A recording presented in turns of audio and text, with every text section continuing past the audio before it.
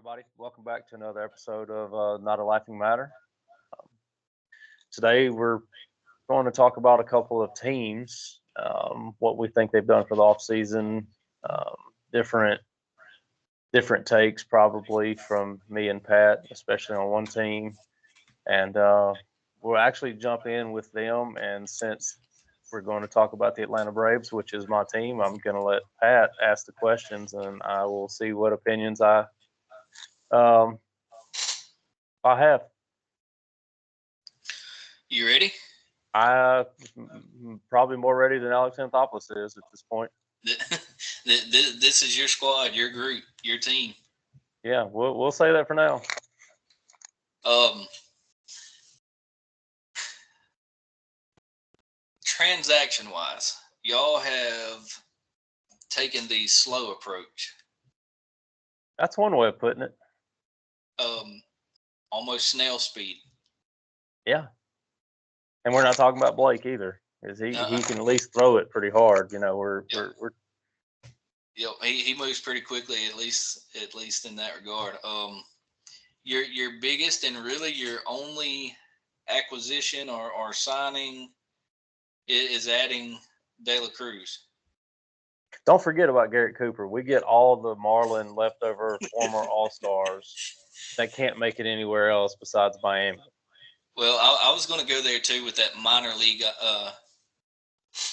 contract y'all gave him. What's even more entertaining on that is it was mentioned as him being a potential left field platoon option if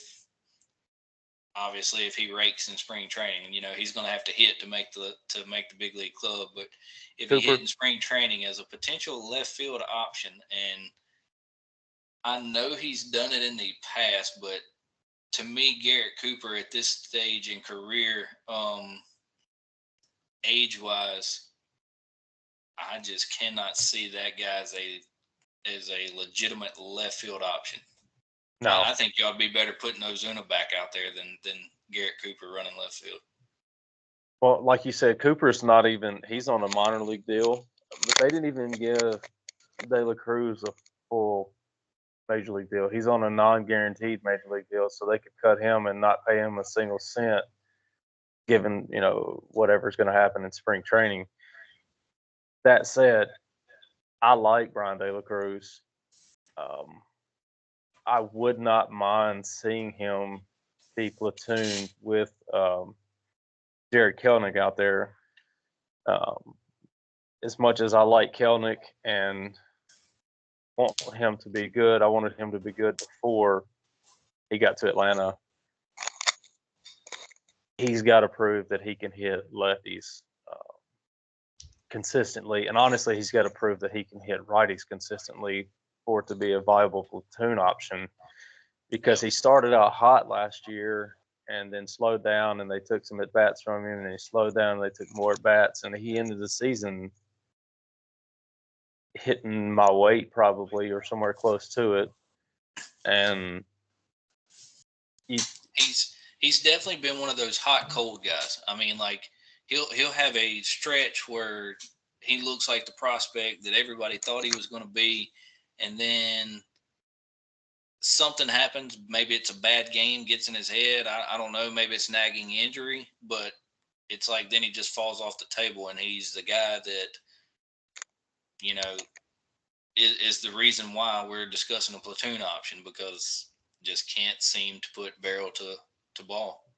right, for a guy with his speed, his build, his makeup, whatever, a 286 on base percentage last year and 284 for his career. 1,200 at bats, 1,284 at bats, 284 OPS or on base percentage. That's not a limited sample of at bats. That is who he is at this point, I think. Uh, Yep. you're talking 2 full seasons worth of at bats plus some, and he's got 47 home runs, 31 stolen bases, and God knows how many strikeouts. Trying to pull it up right now for his career. 432 strikeouts in his career. I've kind of applauded the Braves for taking the approach they have taken, just because I think their offense is legit as it sits, with no other additions. I think De La Cruz will be, for the most part, in the starting lineup most days, at least early on, because Acuna is going to still be out when season begins. Yeah, slightly But for a little after. because right now your outfield your outfield with Atlanta has to run Kelnick left, Harrison center, De La Cruz and right. Because your other options are Eli White, who is borderline in the same conversation as Terrence Gore, as he is simply a base running option. Um, and then Luke Hey, Williams, who is a quote defensive utility guy, really. And then pulling Ozuna off of the DH slot to play some outfield. So your they might outfield's got to be those three. It's got to be Kelnick, Harris, De La Cruz as your starting if you're three. going to run those options out, you might as well call David Fletcher up from AAA and let him throw his knuckleball out there a few times Yep. a game, because that's about as. It sounds bad because obviously they're there and they're way more talented than me and you ever thought we were. But for a World Series contending team, those guys are not options. They can't be options. And the thing about it, as bad as that may sound or come across, y'all are still loaded offensively as a group. Yeah, Which is why I but say I applaud their approach so far. Let's kind of see where the chips fall with everybody else and see, let's see if we do need another bat instead of just going and grabbing a bat and then going, we could have thrown that money elsewhere. We could have done this. Now, don't get me wrong. By playing that card, you kind of you miss out on some options for sure. yeah. Well, I mean, But and honestly, for my thought on it's not. We didn't have to go sign Soto. We didn't have to go sign Christian Walker. We didn't have to go sign these guys, but we did need a viable left fielder to move Kelnick to the bench. If you have, I don't know, Tyler O'Neill. I love Tyler O'Neill. He signed with the Orioles, decent contract. I think like 3 years.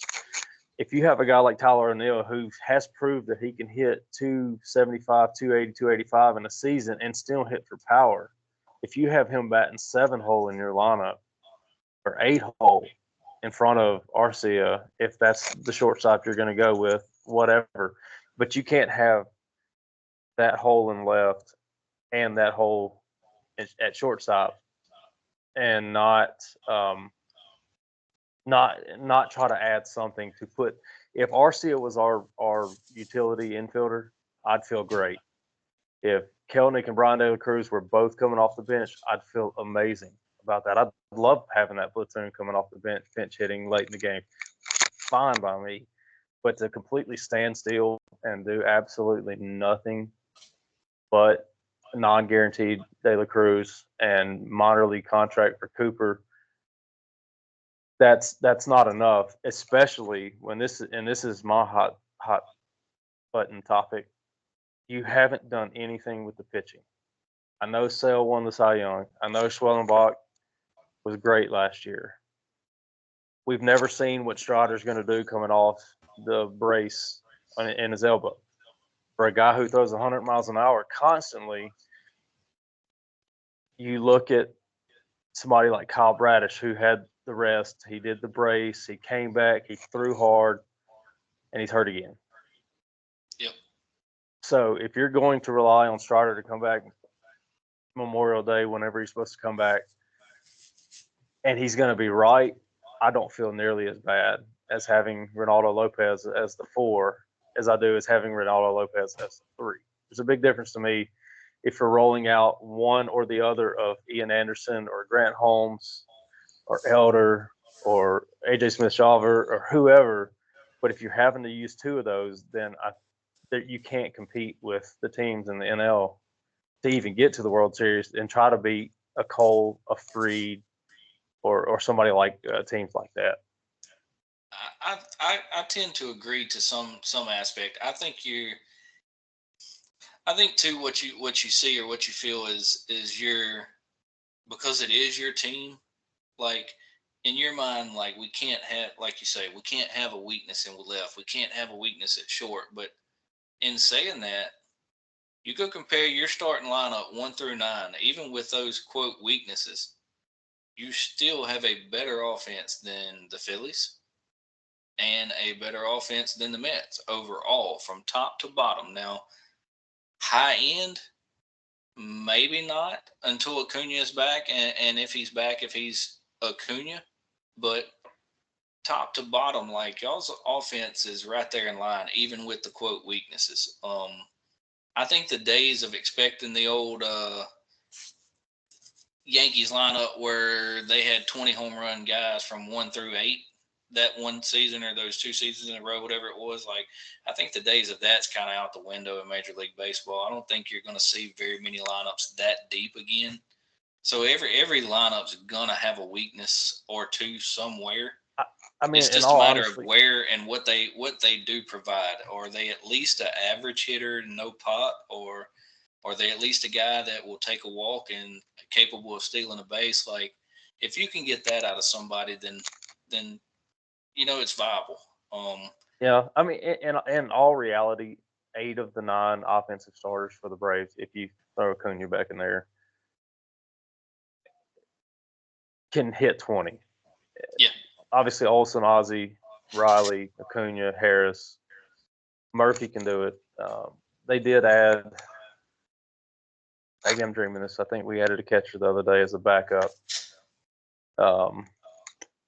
Give me a second. Like I said, I could I be think losing my mind. Chadwick Trump is your backup.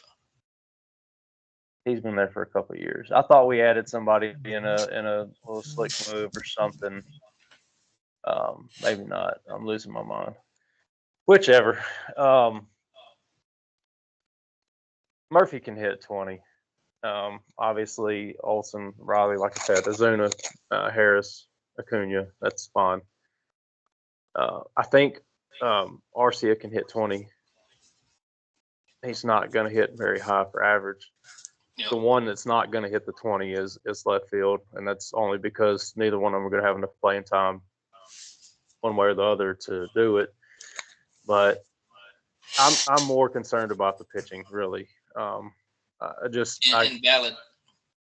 I can't see competing for a World Series with Grant Holmes, Ian Anderson, Bryce Elder being 40% of the rotation, some combination of that. I hope and hope and hope Smith Shawver is great. I hope Preston Waldrop is great.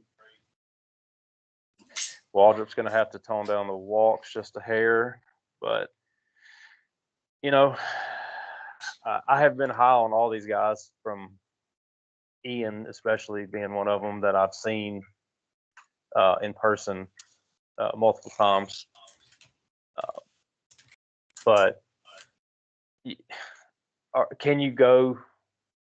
I guess theoretically, if you got in the playoffs and you're running a 3-man rotation, you would be okay with or without Strider, having Sale, Swell, and Lopez.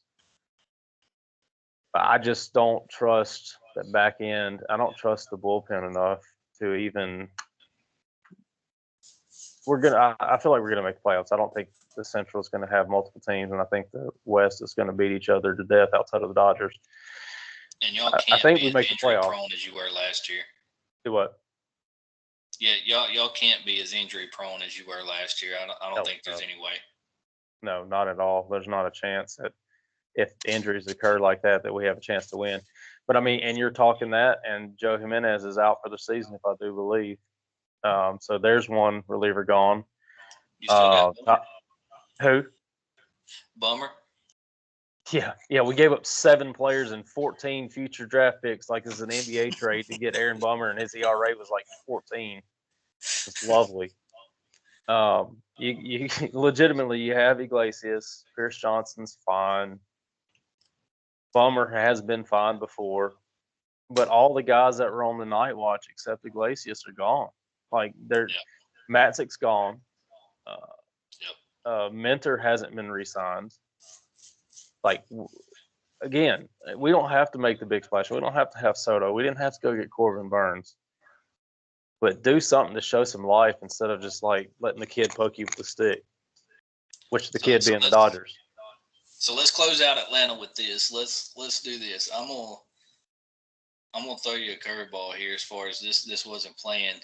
I'm gonna give you one free agent that I think right now Atlanta should look at.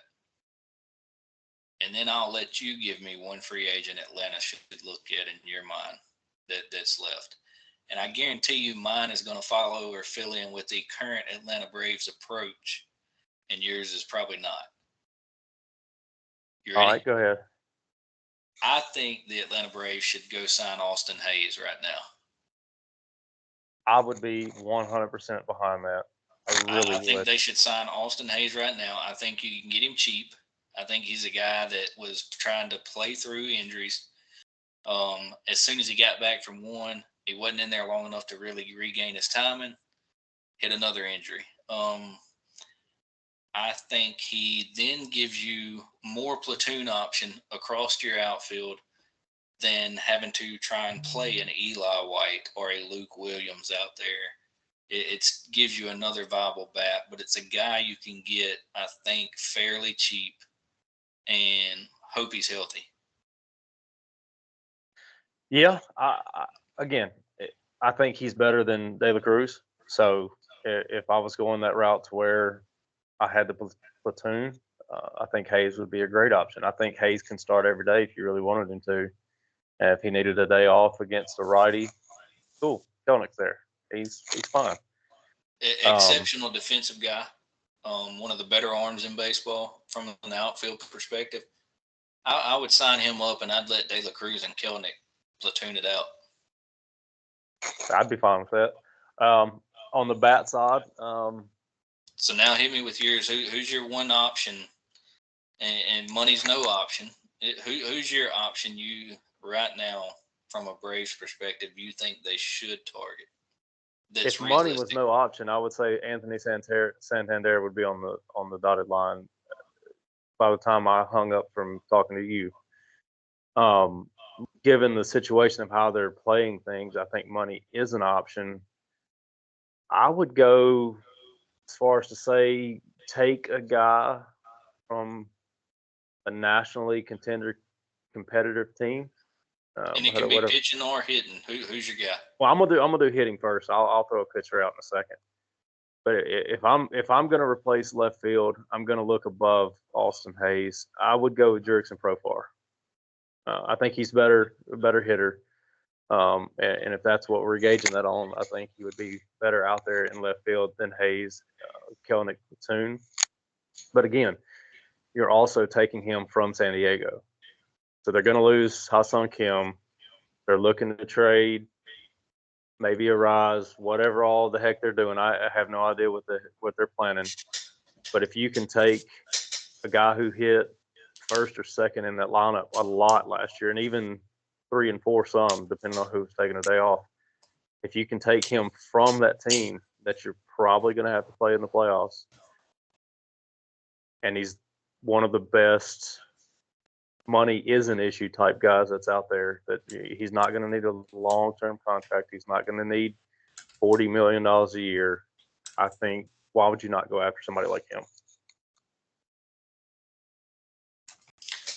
Don't disagree. I mean, he'd be a solid signing. I think Hayes is a far better defensive option, but I can't even come close to arguing with you that he's at least currently in the same ballpark as Profar. Now, if you go back and take this 2024 season off the books for Profar and compare Hayes and his seasons over the past probably 5 years, Hayes is probably right there with him, honestly. On production. It's possible. But I get where you're at on it.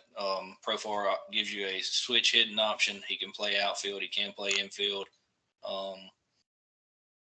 And coming off a great year, as well as it does take him from another opponent that is everybody is thinking is a sure contender. Yep.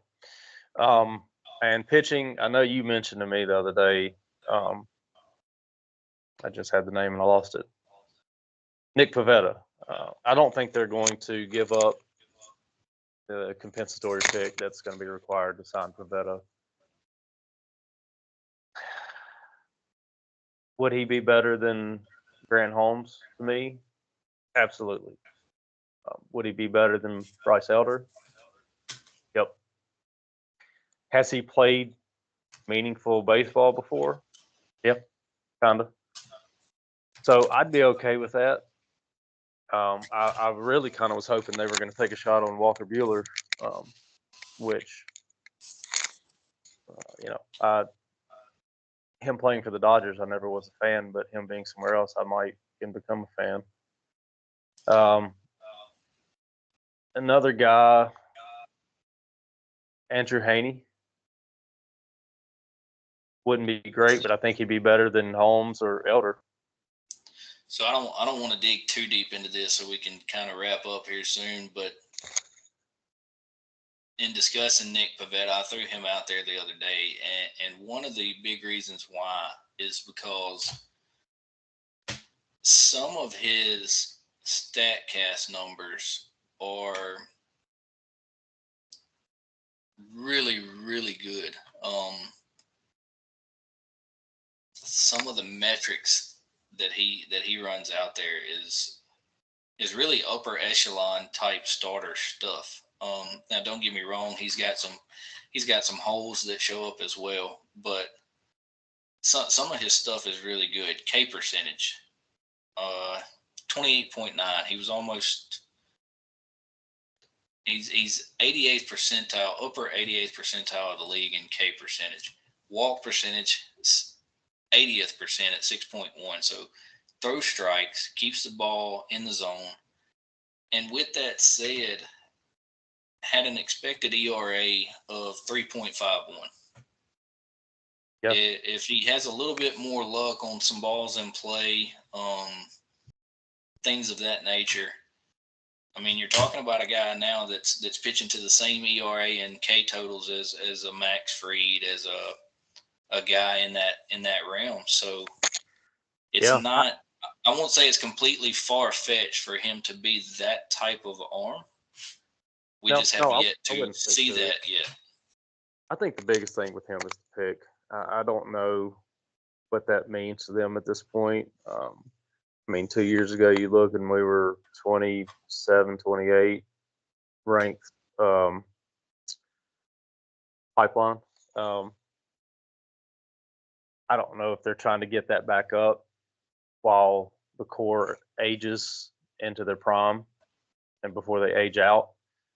Right. So if that's the case, you're giving up a second comp pick B or whatever it is, so the end of the second round. So you're still talking about a guy who can be ready in a couple years to play. Yeah. No doubt. I think the pick's going to hinder him no matter where he goes, and I think it's going to hinder him for a while. But just was thinking when I threw that out there the other day, like I told you, y'all's farm system has been great for several years now. Obviously, it's thinning out as some of these guys move up, as well as y'all trading some of them away to try and make runs over the past couple of years. But with the farm system that you've had, with the proof that y'all do draft well, system wise, it was kind of in my mind of like, hey, give up the comp pick to gain you a solid starting arm or potentially solid starting arm, because it's not like you're the Marlins or somebody like that that's down right now, going to be down for the next couple of years, and your farm system's average. You have an elite squad signed on cheap long-term contracts at young ages and still have a fairly decent farm system. Yeah. It's one of those situations that I don't think the comp pick would kill y'all. Again, that said, like you mentioned, I don't think y'all go that route, but I would personally rather see a trade than anything. We can get off Atlanta here in a second. I'm not a fan of the guy, but if he becomes available, if you're going to take it, take a player from another team, Dylan Cease. I know he has problems at times with his walks and his control and his all that. But picture this. Sale, Strider, Cease, Schwellenbach, Lopez. Instantly puts a smile on your face. Top four in the game. Yeah, instantly puts a smile on your face, and then you're like, all right, we're ready.